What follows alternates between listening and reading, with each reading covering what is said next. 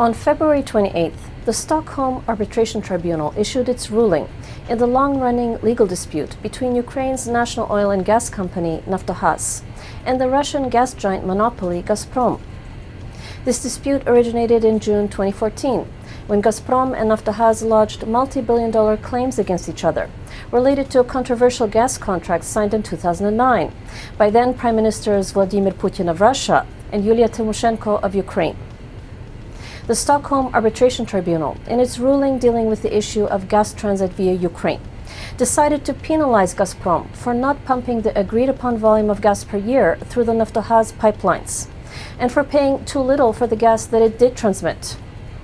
Naftogaz was awarded damages in the amount of $4.63 billion.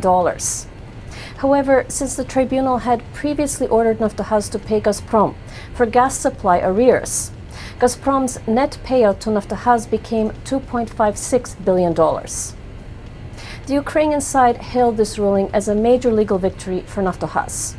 At the same time, Gazprom CEO Alexei Miller sharply criticized the decision and stated that Gazprom would resist it with all legal means available.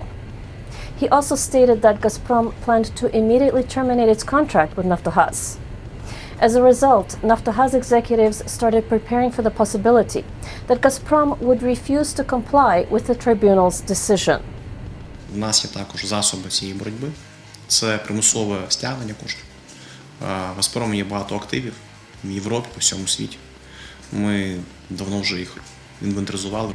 On March 1st, in what appears to have been an emotional reaction to legal defeat, Gazprom suddenly refused to supply Ukraine with the amount of gas that it was designated to deliver by the Stockholm decision.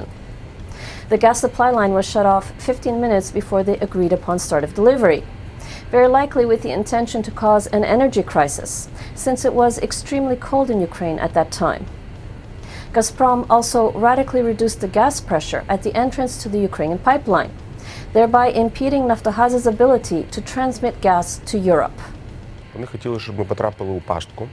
Вони спеціально домагалися того, щоб Україна почала, як у 2009 році, брати газ з транзиту. І потім вони показали у Європі, що дивіться, Україна, Нафтогаз – ненадійний транзитер газу. However, Russia's apparent attempt to use gas supply as a political tool, something that it had done in the past, backfired.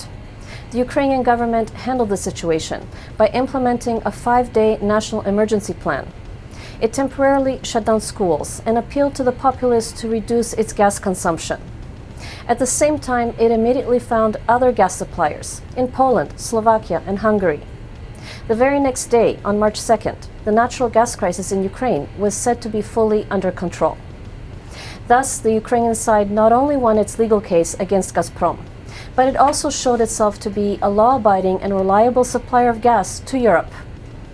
On the other side of things, Gazprom and Russia in general demonstrated their disrespect for the law and for international obligations, and showed themselves to be impulsive and unreliable business partners for the West. I'm Tania Stech, and this was Ukraine in the News. Канал 1+1 тепер доступний на Bell International Programming.